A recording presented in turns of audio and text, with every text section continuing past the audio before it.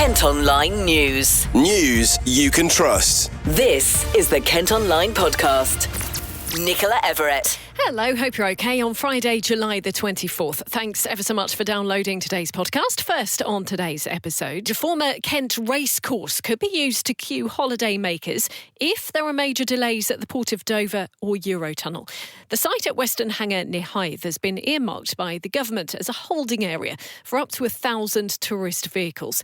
Now, it's amid fears new checks brought in as part of the European Union's entry-exit system, or EES, as you may have heard it called, could cause disruption this summer, and this weekend is set to be the busiest of the summer getaway. Our reporter Alex Keir has more. More than 10,000 cars are expected to head out of the UK over the next 48 hours, and with massive tailbacks looming, transport authorities are scrambling to keep the roads moving. In a last-minute bid to relieve the pressure, officials have earmarked 2 emergency holding sites, one at Folkestone racecourse and the other at Linden Hill race circuit. Now, these sites are completely voluntary. The idea is to offer stranded travellers a safe place to pull off, stretch their legs and wait out the delays rather than sit on the gridlock motorway or get choked up at the terminals at Eurotunnel or Port of Dover. I spoke to Ellen Owen earlier, who lives directly opposite Folkestone Racecourse. She says local residents were kept completely in the dark until the announcement dropped on Kent Online. Ellen described the prospect of thousands of diverted cars landing on her doorstep as an absolute nightmare, leaving locals deeply anxious about what the coming days will bring. Adding fuel to the fire are the ongoing delays tied to the EU's entry and exit system, or EES. While the automated system isn't fully operational yet, border officers are still currently having to manually input individual details for every single holiday maker into the database. That extra step alone is adding critical minutes to the processing times per vehicle. And today, Friday, marks the official start of what's projected to be the busiest travel weekend of the year so far. Whether these emergency holding sites will successfully swallow the spillover or not even be used at all is yet to be seen. Thanks to Alex for that. Now, Operation Brock remains in place on the M20. That means there's a contraflow between Maidstone and Ashford and a 50 mile per hour speed limit. If there are delays crossing the channel, lorries can be queued on the motorway and away from Dover to try and reduce congestion at the port and then allow tourist traffic to get away.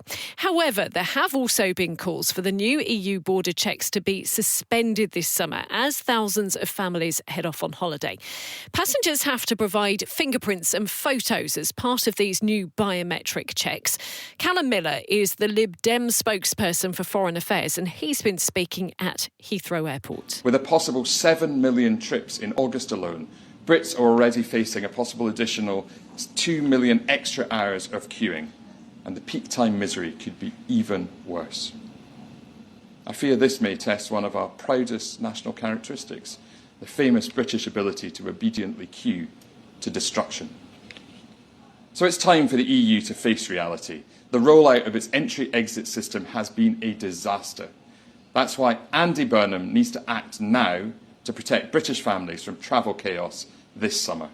The Prime Minister needs to pick up the phone to each and every European leader and persuade them collectively to suspend EES until at least September.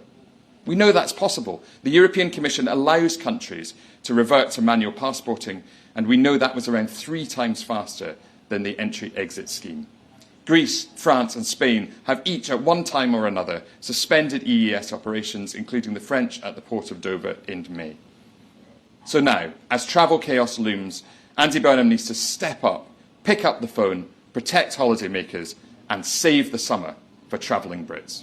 Well, if you are heading away, we do hope that you have a safe journey. Don't forget, you can get the very latest travel information by listening to our sister radio station KMFM or clicking on the travel pages at Kent Online. Kent Online News. Other top stories, and the family of a man who died following a battle with his mental health say he will stay in our hearts forever. Flowers and balloons have been left on the Leas in Folkestone in memory of 30-year-old Wayne Edwards from Seabrook. They're hoping that by sharing his story, it'll encourage others to get the support they need, especially young men. Well, if you are in need of help, you can call Samaritans 24/7 on 116123. That's 116123. Or you can chat in confidence to a trained Release the Pressure advisor anytime. Just text the word SHOUT to 85258 or call 0800 107 00160. A sex offender who targeted a young person in a Rainham pub has been jailed. Stephen Roach approached the child in April last year and touched them inappropriately. The 40-year-old from Pembury Road in Gillingham has been locked up for just over a year. 2 men have been charged by police investigating a stabbing in Walderslade. Emergency crews were called to Spenlow Drive on Monday night, and a man in his 30s was taken to hospital in a serious condition. A 28-year-old from Leybourne and a 26-year-old from High Holidaymakers have been remanded in custody after appearing in court. Meantime, the courts heard how a drug driver led police on a high-speed chase on Sheppey before running away from the scene. Noah Eastwood was at the wheel of a BMW that was being driven recklessly in Leasdown in June 2023. The 47-year-old from Wyman Avenue in Chatham had cocaine in his system. He's been given a 2-year driving ban. And of 13-year-old boys among 2 people arrested following antisocial behaviour in Broadstairs. Police were called to Victoria Gardens on Wednesday night. The boy was detained following reports of an assault. Officers also spotted a 60-year-old man who was wanted for failing to appear in court. Kent Online reports. Several wildfires have broken out in Kent following weeks of dry weather. A grass blaze on Craylands Lane in Swanscombe yesterday evening is thought to have been started deliberately. Crews have also been sent to tackle fires on Old Lewes Hill in Maidstone and Clint Street in High Holidaymakers. Another yellow heat health alert comes into force today as temperatures rise again. A man's been jailed after piloting an overcrowded boat full of asylum seekers across the Channel. Basir Ramatullah admitted endangering lives after bringing 53 people to the UK.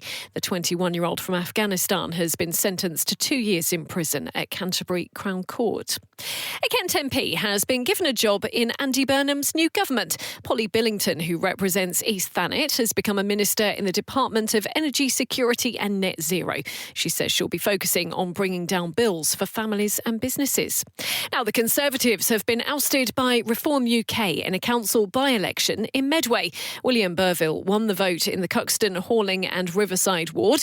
He's promising to work hard and represent all residents. We've had this ward for over 20 years. This is a Conservative ward. It is the heart of Medway ward, a crown jewel if you want. And Reform today has taken that from them. And that sends a very clear message that no seat will be safe from Reform in Medway. Kent Online reports. This is one of our most read stories on the website today. New drone images have revealed the state of a housing site in Tenham, which has been left half-built after a developer pulled out. 300 homes are due to be built at Frognall Place in Tenham, but no work's been carried out for more than a year. Council bosses say they're searching for another contractor. You can see pictures today at Kent Online. A row over parking at a village school in Kent has apparently led to abusive and threatening behaviour from parents. Families have been using the community centre in Herne to drop off their primary-aged children, but the agreement's been scrapped after cars were left there for longer periods, taking up much-needed spaces. The car park has now been closed, and bosses at the parish council say they'll review the situation in September. A security guard who worked at job centre branches in Dartford and Bexley Heath has lost an employment tribunal case. He claimed he was racially discriminated against after being fired for leaving work early. A judge dismissed his claims following a 3-day hearing. Next on today's episode, and 6 tonnes of electrical waste has been collected as part of a project in Kent to show children how it can be recycled. The e-Waste Warriors programme has also seen 3,600 students learn basic repair skills. The pilot launched in March last year, and I've been chatting to Rob Robinson from Kent County Council. The idea was to run sessions with schools in clusters. So we did six clusters across Kent, so all the way from Temple Hill in Dartford right down to Temple Ewell in Dover. And yeah, doing assemblage with the schools just so they can understand how the sort of the waste hierarchy works, the journey of the waste, what happens to electricals when they're sort of recycled in the right way. And then doing actual practical sessions with a class within each school with team repair kits. And Team Repair is a company that was actually set up by a co-owner from Kent. So it's quite a nice sort of circular story as well. And that was about just getting children to work together in pairs and repair a small sort of video game, basically. So do a little bit of what might have got wrong, what might be able to be fixed, and then once they fixed it, then they can take it in turns to play with it. Fantastic. I mean, they're learning so many lessons within this one project, not only about waste and recycling, but also some really practical skills, or only miniature little repair shops going on there. I mean, it's as you say, it's a great circular project, isn't it? Have they found it inspiring? Have they really got into it? Yeah, so we've had some really good feedback, actually. So I suppose because we covered some slightly different classes in different schools, and some kids have never held a screwdriver before. Sometimes it's a totally new concept to be going, why do we repair this when it's not working? So some of the sort of reconstitution, I suppose, of old values of, make, do and mend and all that sort of bit. So it's been interesting, and some of the feedback we've had has been some of the kids have been sort of quite inspired to think beyond just this project, that to go actually greenwash and it isn't all about saving energy. It's actually about, if there's an opportunity to keep something going, then let's at least have a look at doing that. So yeah, there's some sort of resilience sort of bits in there as well in terms of lessons learned. So yeah, it's been generally pretty well met, actually. So can you give us a few facts and figures, Rob, as to how much waste you've had come through this scheme? Yeah, so across the 37 schools, we managed to sort of squeeze in another school at the very end of the pilot. So I think now we're up to sort of 6.2 tons of electrical waste that we've sort of collected via the scheme, and I think 190 items have been repaired and fixed. So that's got an equivalent of something like £13,000 worth compared to what it would be for brand new. So it's not just doing it to save a certain amount of CO2 equivalent. It's actually got a monetary value for some of these families, some of which might actually sort of be struggling in terms of cost of living. So yeah, there's a nice lot of sort of real world element that we can factor into this. Kent Online News. One of the world's biggest obstacle courses has opened at a Kent shopping centre. The monster is 300 metres long, has more than 40 obstacles to navigate, and a mega slide is taken over the village car park at Bluewater, where Chloe Brewster from our colleagues at KMTV has been chatting to centre director James Waugh. Well, it's a fantastic 300-metre bouncy castle, and it's an obstacle course. It's a family entertainment. It's for kids, it's for parents, it's brilliant. I've seen that you're advertising quite heavily to older people, not necessarily just kids. What is it about it that you think is appealing to adults as well? Well, I don't want to forget children, because it's for 5 years and upwards, as long as you're at metre tall. But yeah, we're running sessions we're running family sessions and adult sessions as well after 6 o'clock. So that's for 16 plus. So for that, it's a party and a different sort of festival atmosphere. But for the day, during the day, it's all about families. I saw this is one of the biggest events that Bluewater has put on before. Why did you decide to make this one of your big events this summer?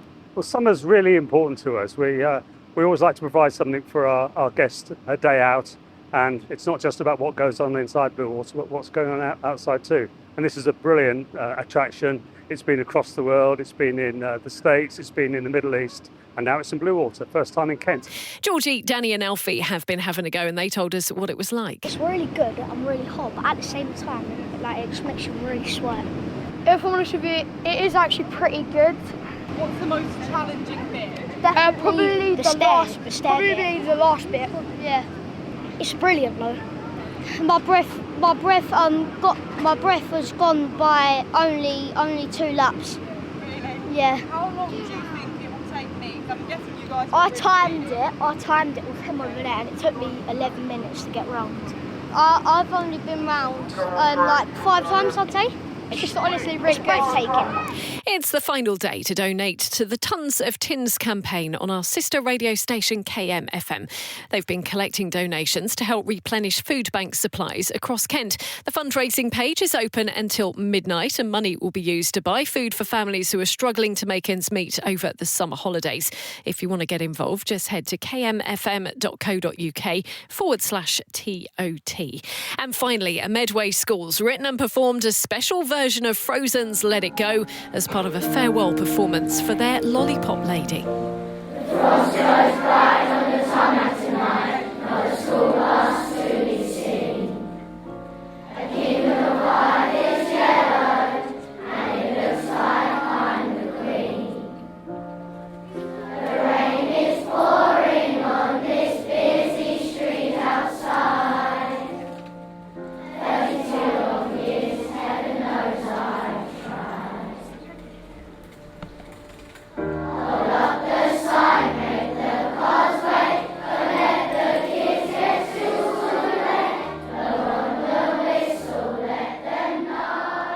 Karen Jones has helped pupils at Maundine Primary School cross the road for more than 30 years. Isla is one of them. She helps me a lot, and she's not just known as the lollipop lady, she's also a caring dinner lady, and every day I go up to her and all the other dinner ladies and make sure she's okay, and she makes sure that everyone else is okay, and she really puts care into our school. Now, staff say she's been a huge part of generations of children's lives and will be greatly missed. Joanne Capes is the head teacher. She's built up relationships, which are really important. It's something that we pride ourselves on at Maundine, and she's that starting point every morning. She's building up those relationships with new people, new families all of the time. They know her by name and she knows them by name. And it's also making sure our children are safe. Heron Way and Swallow Rise are getting busier, and she ensures that they are safely crossing before any accidents happen, and she's been there doing it for generations. And let's hear from the main lady herself. The nice things are when I see the children that used to be here and they're bringing their children. You know, it's nice to know that they still want to come back as well. Yeah, no, it is. Every day is a highlight day, really. Every day is a highlight day. And obviously, you've been doing this for decades. Are the roads safer than ever, or how they're a lot busier than when I started? Yeah, and people now just park wherever. They don't care what they're, where they're parking. I suppose there's a lot more cars on the road, so yeah. So here's hoping that the next lollipop lady after you, they're going to have a big job ahead of them, aren't they? They will do, yeah, they will. But hopefully they'll be okay, yeah, hopefully they'll be okay. And how have the students and the parents reacted to you after so long taking a well-earned retirement? Most people say, please don't go. But no, they're all wishing me well. They're all wishing me well. But like I say, a lot of them are saying, please don't go. But time comes, doesn't it? You have to stop sometime. Many congratulations to Karen. You can also watch a report on that story at Kent Online. Kent Online Sport. Now, the first full day of sport is getting underway at the Commonwealth Games in Glasgow. Kent athlete Sian Honour carried the flag for Team England at the opening ceremony last night. She's competing in the bowls, but Kent's Dina Asher-Smith won't be making an appearance. She's among 9 athletes to withdraw from Team England. On to cricket, and Kent are back in action later as they begin their one-day cup campaign. They're hosting Northamptonshire Steelbacks at Canterbury after a 12-day break. Head coach Adam Hollyoake says they're putting the disappointment of the T20 blast behind them. Play was due to get underway at 11. Staying with cricket, and Kent's Tammy Beaumont says she believes the next Women's Ashes will be much closer. England suffered a 16 points to 0 defeat in the multi-format series away to Australia last January. The former batter, who's recently retired, reckons it'll be very different on home soil in 2027. Well, that's all from us for today. Thanks ever so much for listening. Don't forget you can follow us on socials. Plus, you can get details on the top stories direct to your email each morning via the briefing. To sign up to that, just head to kentonline.co.uk. And whilst you're on the site, you can also subscribe to Kent Online Premium. That gives you access to content with fewer ads and exclusive stories. Hope you have a fantastic weekend. We'll be back with the podcast on Monday. News you can trust. This is the Kent Online Podcast.